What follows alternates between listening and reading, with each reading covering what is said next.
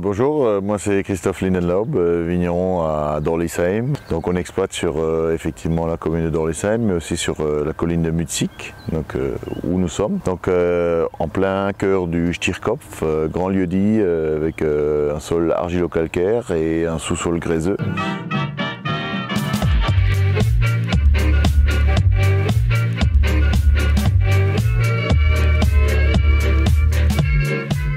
Bonjour, c'est Adrien. Donc aujourd'hui commence la nouvelle série de vidéos avec Christophe Lindenlaub, qui est un vigneron certifié bio à Dorlisheim dans le Bas-Rhin. Comme avec Romain Jordan, donc cette vidéo sera découpée en 3. On aura donc une première partie dans les vignes. Demain, la vinification. En troisième partie, on va parler de la bouteille. Donc cette bouteille de Riesling Nature que vous pourrez retrouver dans le coffret de juin sur le site jusdelavigne.fr. Vous avez jusqu'au 15 juin pour commander ce coffret. En tout cas, ça a été une vidéo qui a été très sympa à tourner, qui a été tournée fin mai. À très bientôt. Là, on est dans une parcelle de Riesling avec laquelle on fait le vin à griffes acérées. Donc Riesling, un très grand cépage en Alsace avec beaucoup de tension, de vivacité. Alors il est implanté ici parce que sur le Stierkopf, Riesling, Gewürztraminer et Pinot Noir sont les 3 cépages phares ou favoris qui s'implantent relativement bien. Le sol argilo-calcaire justement donne une belle dimension à ces vins et le grès donne un surcroît de tension, d'acidité, de vivacité pour ces vins. Là on est sur une 60aine d'arts en Riesling et c'est une parcelle qui a une quinzaine d'années, 15-20 ans, et donc qui est effectivement des jeunes vignes de Stierkopf. Donc pour l'instant elle n'est pas revendiquée sous Stierkopf parce que pour nous on trouve ça encore un peu jeune comparé à d'autres parcelles qui ont plutôt une 50aine d'années. Ce côté juvénile ramène un peu un côté peps, vivacité, un peu la fougue de la jeunesse qu'on retrouve dans le vin, et on est sur des vins avec du fruit et qui vont bien. Actuellement on est dans une très belle période, on arrive vraiment en floraison. Donc on voit les petites inflorescences, donc ça c'est Armand Lafleur. Et là on est en pleine période de transformation où les petites fleurs, les inflorescences s'ouvrent. Ensuite on voit apparaître les petites fleurs et la petite boule au milieu, c'est les futurs grains de raisin. Cette année on a, pour l'instant, on va toucher du bois, beaucoup de chance, il y a une belle qualité, il y a des volumes qui sont bien présents, sauf accident climatique. Le jet théoriquement on est couvert. Il reste la grêle qui peut être préjudiciable ou autre incident climatique. Et sinon ça présage d'une très belle qualité, d'une très belle année avec des beaux volumes quand même assez conséquents. On est content.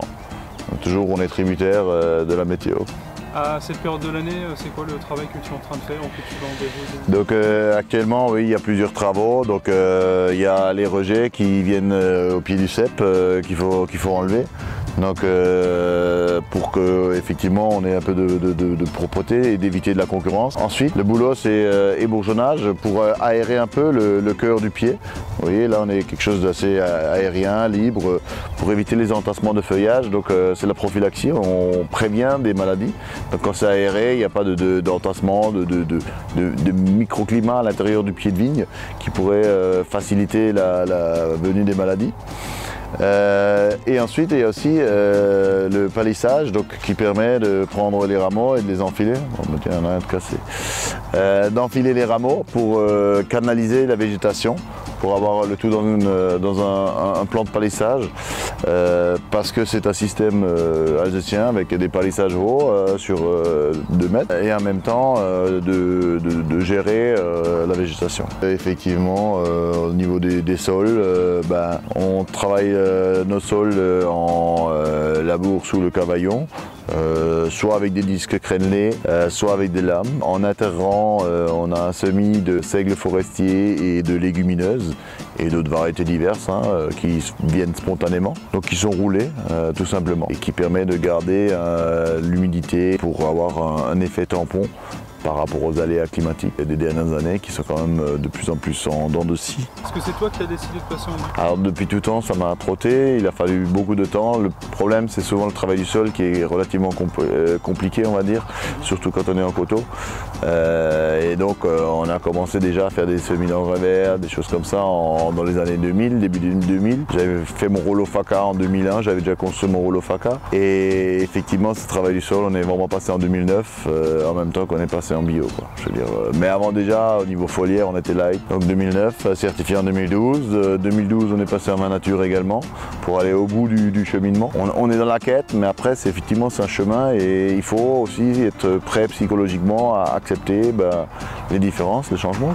Qu'est-ce qui a été le plus compliqué quand tu es passé en bio? Le bio, oui, effectivement, c'est cette gestion du sol qui n'est pas forcément évidente au début, parce qu'on vient d'un système de désherbage où on a l'habitude d'avoir des choses assez propres et on va avoir la même chose. Alors après, ouais, c'est un gros travail psychologique sur soi, pour accepter aussi. Et c'est l'acceptation, c'est un grand mot qui est très important, l'acceptation, l'équilibre, des choses comme ça. Aujourd'hui, ouais, ça va bien.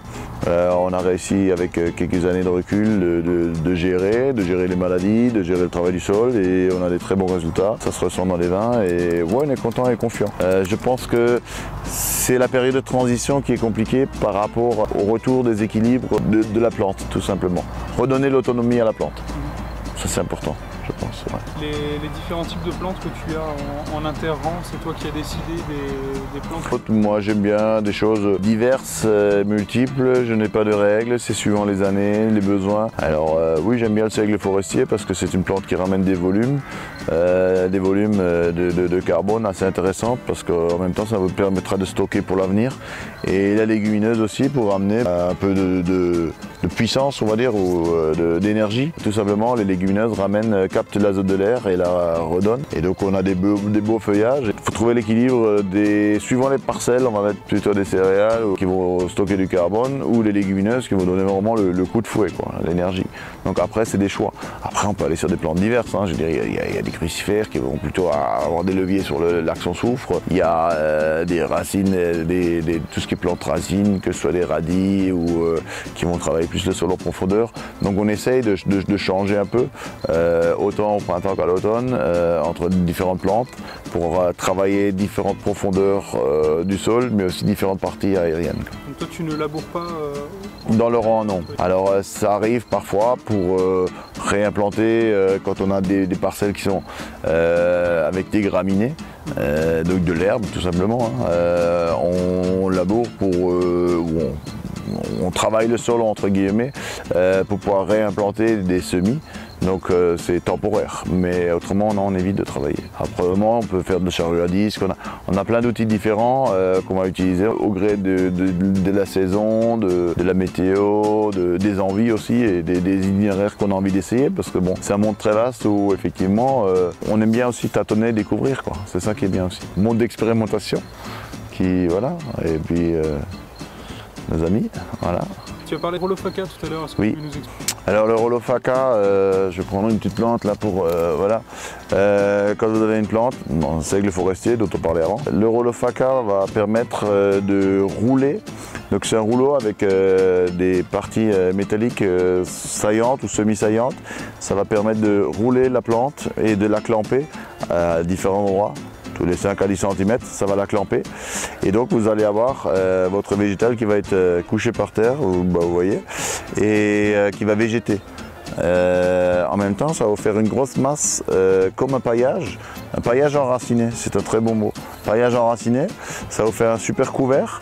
Ça vous protège des extrêmes chaleur, on va dire, parce que quand le soleil tape vraiment fortement dessus, il y a une condensation qui se fait en dessous et ça garde l'humidité. Il y a l'effet ombre, mais il y a aussi l'effet transpiration, on va dire, sous le couvert. Je me suis déjà amusé après un moment de forte chaleur et avoir roulé mes plantes, d'avoir ouvert en dessous, c'est joli, il y a des champignons qui se développent, c'est vraiment très très intéressant. Ça permet d'avoir vraiment un tapis végétal qui en plus, après sa décomposition ultérieure, va restituer de la nourriture au sol.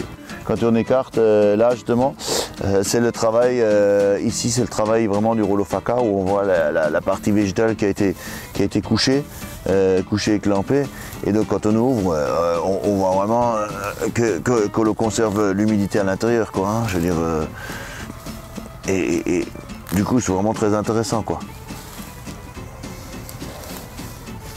Même là, on voit même des petits mucus, des petites moisissures qui viennent. Donc voici le cavaillon, donc effectivement la partie travaillée du sol dont on parlait avant. Effectivement, on voit que le sol a été retourné avec les disques, donc pour cette partie avec les disques, on voit qu'il y a encore... on n'est pas maniaque de la propreté, donc là c'est vrai que c'est un peu dégueu, hein, je trouve, hein.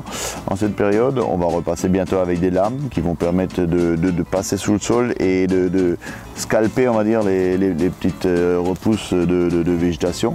Mais en même temps, on voit déjà qu'il y a une partie qui a ici bien séché, qui est déstructurée et qui permet d'avoir un sol relativement meuble. Alors on parle toujours quand on parle d'un beau sol, on parle de granulométrie ou de texture comme un couscous. Ben, quand on regarde ici, je pense qu'on est pas mal du tout, hein. C'est très joli, quoi. Donc après, effectivement, ça demande du temps, du travail et je veux dire une quête d'équilibre. Et avec le temps, on arrive à des beaux résultats. Mais c'est vrai que ça demande parfois un peu de temps pour passer d'un sol classique ou désherbé à un sol comme ça. Et aujourd'hui, maintenant, avec quelques années de recul, on est très content du résultat. Et en même temps, la biodynamie aide beaucoup à travers la 500. Donc la 500, c'est de la bouse de vache qui est qu'on met dans une corne de vache pendant un hiver, qu'on utilise à dose de 100 grammes hectare, donc poignée. Dynamisé, pendu à raison de 30 litres hectare et qui est vraiment un puissant édificateur du sol. Et ben là on voit, je veux dire, vraiment la structure qui est bien parce que effectivement le système racinaire a bien travaillé, hein. Donc là quand on prend les racines, on voit que ça travaille, quoi, hein. Je veux dire, il y a de la vie, quoi, hein. On va essayer de sortir ça. Quand je sors ça, voilà. Alors là on va dégrafer un peu. Ça c'est maintenant, quand on voit la partie aérienne et la partie racinaire, on voit ce qu'il en est, quoi.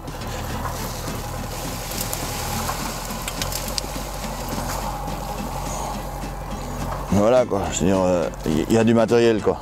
Ouais, je veux dire, et donc c'est pour ça aussi que les plantes sont très utiles, je veux dire, au niveau racinaire, pour développer cette partie de sol, de l'ameublir tout simplement. Alors effectivement les plantes ne font pas forcément tout seul, mais elles nous aident énormément à structurer et à fabriquer un sol meuble. Et voilà, c'est très bien d'avoir cette rotation entre les racines, les enlever, les remettre, travailler un peu sans trop bouleverser. Et voilà, donc c'est super sympa comme travail, je suis content.